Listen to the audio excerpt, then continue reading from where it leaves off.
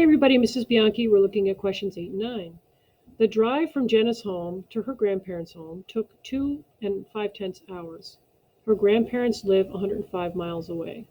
Which equation can be used to find R, the rate in miles per hour during the drive?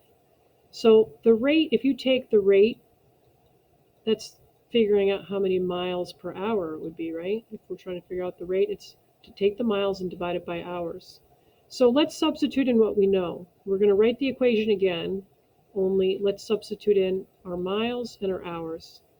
So this is hours, right? Let's plug that in for the H, and the miles is 105, so we're going to plug that in for M. 105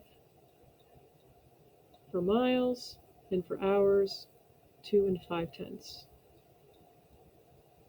Now, if you look at the choices that are given here, we have 105 divided by 2 and 5/10. I don't see that as a choice. So what do they want you to do? They want you to think about what would I do to actually solve this? And one thing we can consider is the idea of cross products to identify which one of these is correct.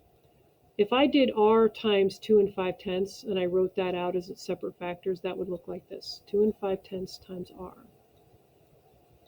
And if I wrote this blue cross product, and I simplified it, I'm really multiplying 1 times 105, which would equal 105.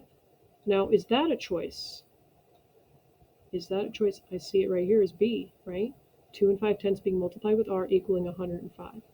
Now, for number 9, they want to know what was the average speed during the drive. So in other words, let's solve this. If we're to solve this, we have to apply our inverse operations. The opposite of multiplying a variable by 2 and 5/10 is to divide it by 2 and 5/10 on both sides of the equation. So we'll do that on the left side, and we'll do it on the right side. Write all this on your piece of paper. On the left side, this all simplifies to equal 1, and 1 times R is R.